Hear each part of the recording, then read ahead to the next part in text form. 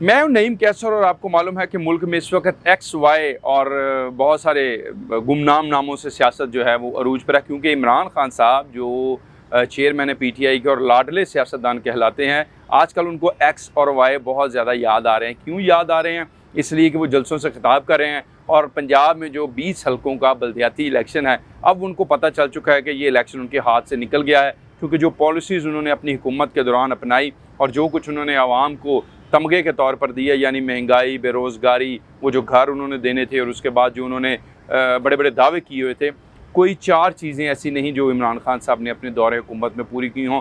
और अब ये जो कह लें कि पहला ही इलेक्शन टेस्ट ट्रायल उनके लिए आया, उसमें इमरान खान साहब के पास अब कुछ भी बयान करने के लिए, कुछ भी क्लेम करने के लिए नहीं रहा है, क्योंकि उनके पास कुछ है ही नहीं। ना वो 1 करोड़ नौकरियां, ना वो 50 लाख घर, ना वो बेरोज़गारी का खात्मा, बल्कि करोड़ों लोग इस वक्त बेरोज़गार होकर घरों में बैठे हुए हैं। और इसके साथ साथ बहुत सारे लोग उनकी वजह से आज बहुत बड़ी बड़ी मुसीबतों को जो झेल रहे हैं।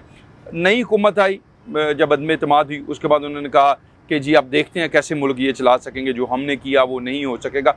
तो आपने देखा फिर पेट्रोल, महंगाई, बेरोज़गारी उससे बढ़ी, क्योंकि हुकूमत ने इस किस्म की पॉलिसीज़ अपनाई जिनको शेख रशीद साहब ये कहते हैं कि बारूदी सुरंगें इमरान खान साहब ने बिछाई, ताकि वो ये कहते हैं कि मुझे तो समझ ही नहीं लगी कि क्यों ये हुकूमत इस तरह बारूदी सुरंगें बिछा रही। इसलिए कि इमरान खान साहब को जब नज़र आया कि उनका इक़्तिदार जा रहा है, तो उन्होंने पूरी कौम के लिए बारूदी सुरंगें बिछा दी। और अब इन्हीं बारूदी सुरंगों का वो अपने हलकों में जाकर बता नहीं पा रहे।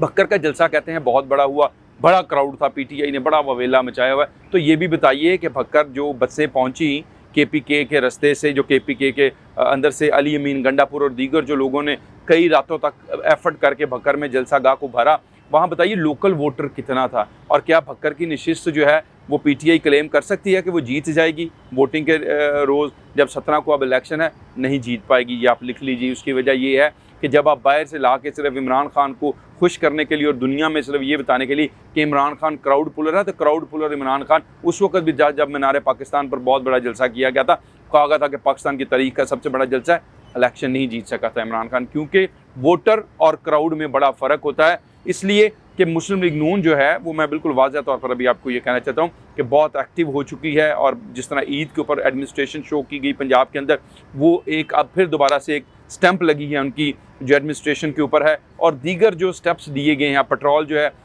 जिस तरह ऐलान किया जा रहा है, अगर खुदा करे कि वो सस्ता हो जाता है, तो मेरा ख्याल है कि जो पीटीआई को एक बहुत बड़ा धचका लगेगा। जैसे उनको बिजली की जो अभी सब्सिडी दी गई, उसके ऊपर धचका लगा और भागे चले गए इलेक्शन कमीशन के पास कि ये सब्सिडी रुकवा दें, ये तो इलेक्शन में धांधली है और ये है वो। भाई, गरीब आदमी के घर में अगर 100 यूनिट बिजली चली और उसका बिल नहीं आएगा, तो इसका फ़ायदा गरीब को होगा, किसी सियासतदान को नहीं होगा, क्योंकि सियासतदान तो बहुत बहुत बड़ा बिल जो है वो पे करने की पोजीशन में। इमरान खान साहब 300 कनाल के घर में रहते हैं, कितनी बिजली जलाते हैं? क्या 100 यूनिट वहाँ का बिल जो है वो होगा? और क्या सिर्फ ये 20 हलकों के अंदर ही वो लोग हैं जिनके घरों में जो है वो 100 यूनिट जलता है और उन्हीं को फ़ायदा होगा? नहीं।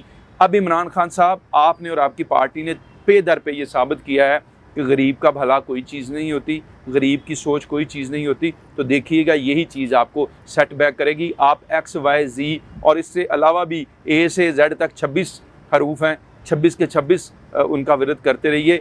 18 सीटें जो हैं वो मुस्लिम लीग नून में, आपको आज मेरी बात नोट कर लीजिए, 16 और 18 के दरमियान सीटें जो हैं पंजाब में, जिस किस्म के पोल्स आ रहे हैं, मुस्लिम लीग नून जीतेगी और आप एक्स, वाई, जेड और इनकी जानों को रोते रहेंगे। इसी के साथ अपने मेज़बान नईम कैसर को इजाज़त दीजिए। खुदा हाफिज़।